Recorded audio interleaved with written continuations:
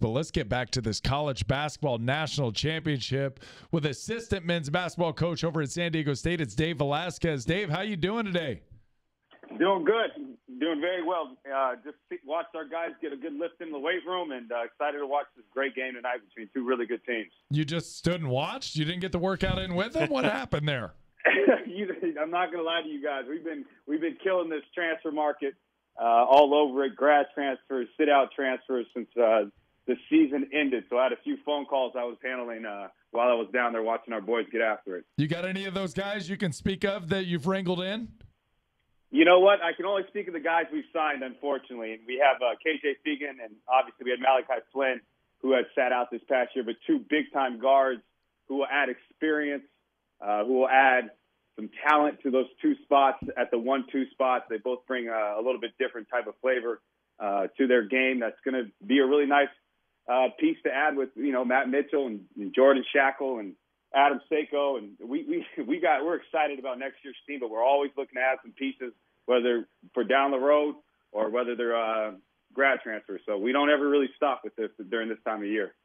Coach, San Diego State has always been predicated on defense. Of course, some of the best teams in school history under Steve Fisher were some of the best defensive teams in America as well. How do you think those Sweet 16 teams would have fared against these defensive-minded teams, Virginia, Texas Tech?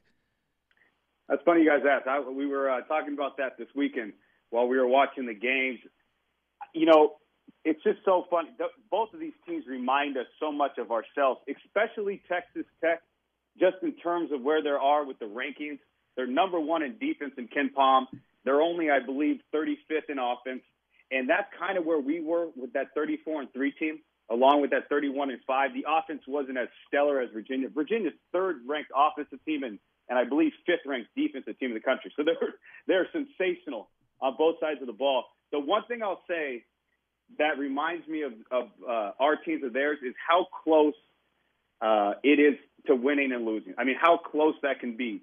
If in both of our Sweet 16 games, you could say we're 1-2 possessions away from making the Elite Eight. You can argue both of these teams were 1-2 possessions away from not making the Elite Eight.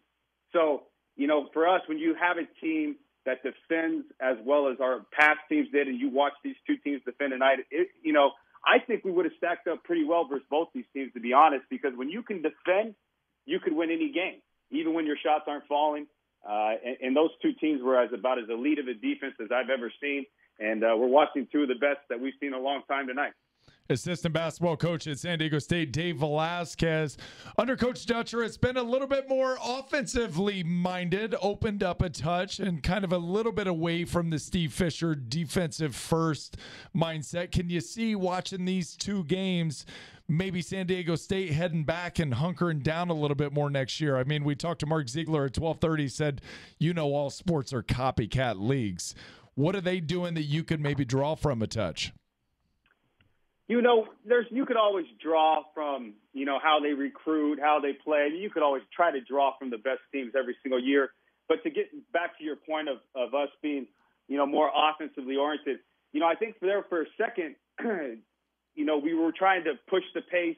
There was a time when I think Coach Fisher's last few years, we were like second to last in tempo in the games we played, and we wanted to use a little bit more of our athleticism on offense. We tried to play a little faster. That doesn't mean we took away from our priority on defense.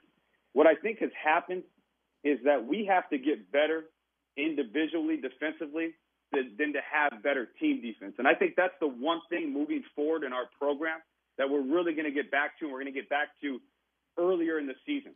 We're not going to wait more until, September, October to start working on defense. We can have 2-hour workouts with the guys this week, and instead of doing, let's say, 2 hours of just offensive skill work, I think we'll have a little bit more defensive emphasis in our workouts starting this week to get our guys individually better defensively, to be a better team defense. But with all that being said, the Brian Dutcher teams, by January, February, March, as you've seen it, we've been a lockdown defensive team. True. You could see it this year. We were at one point, I think, 212. We're in the 70s now. We jumped 150 spots in like 45 days.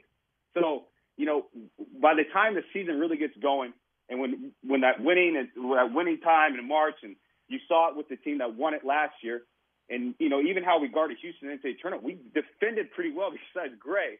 And then this year, we put ourselves in a position to make the NCAA tournament again because of how we were defending. It wasn't how we were scoring. So hopefully we can start the season off better defensively than we have the past 2 years. But, yeah, I definitely think there's going to be a little bit more of a emphasis and priority on the defensive side of the ball earlier in the season. What did you think of the foul call inside of a second in Auburn, Virginia? I think you got to call that 10 out of 10 times. I think what we're missing is that double dribble call. It's also got to be called 10 out of 10 times. So, the foul calls are one. To me, more than the foul call, the Kyle Guy who makes 3 free throws in that situation. Are you kidding me? That's got to be some of the most clutch free throws since 1989 with Real Robinson and Steve Fisher at Michigan. I mean, that kid to step up and make those free throws. I mean, that is sensational. So, was the foul call? Could you argue it? Sure. I think you have to call it. The guy's got to be able to land. He slid right underneath him. You got to close out better than that. If you're his coach, that's what you're saying. You're putting your arm around him. But the double dribble call in the backcourt. I mean, you can't let that go in that situation. If you're Bruce Pearl right now, you're going insane.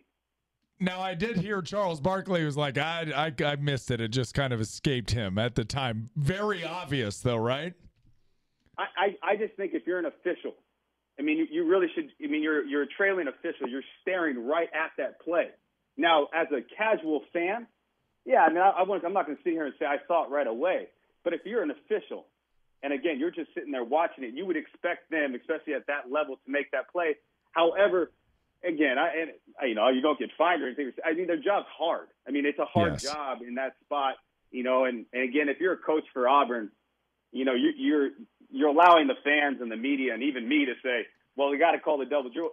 They could have done 4 or 5 things so much better under the last 2 minutes to win that game. And credit Virginia for taking advantage of some of Auburn's miscues and win the game. Dave, I have to imagine as Kyle Guy's standing at the stripe and he ropes all 3 of those things with a TV timeout in between. I mean, it was almost like you could hear a collective rejoicing from all levels of basketball coaches nationally going, you see why you stand at practice and you shoot countless hours of free throws? Like, was there a better sales pitch for you as a coaching staff than Kyle Guy standing at the stripe in the national semifinal and just drilling them? Are you asking me, did I text 2 of our freshmen explaining to them how important their routine is, and are you watching what's happening right now? Yes, absolutely. It's as good as it gets for a coach. I mean, because his routine in that situation was the exact same as it was earlier in the game for all 3 free throws. I mean, if you had timed those on a stopwatch, from the time the ref threw him the ball, he had the exact same routine, the exact same finish, the exact same balance, where he didn't step off the line when he followed through. I mean, it was exactly a teaching tape for how you'd want to shoot free throws in any situation, especially in clutch situations. Coach, real quick, who do you got tonight? I'm not going to lie to you. I'm a huge fan of Texas Tech after Chris Beard came in here with Arkansas Little Rock and beat our team, and I've always followed them since. I had no idea who he was before he played them, and he's so much like a San Diego State team that I got a little bit of an edge for Texas Tech tonight, but Virginia's they find ways to win. Maybe this is their year, and like I talked about before, it's in these type of games, the winning and losing, the margin is so close. But I truly feel Texas Tech will find a way to win the game tonight. Dave Velasquez, that was a lot of fun. Thank you for the time today. Appreciate it, guys. Hopefully talk to you soon. All right, thank you.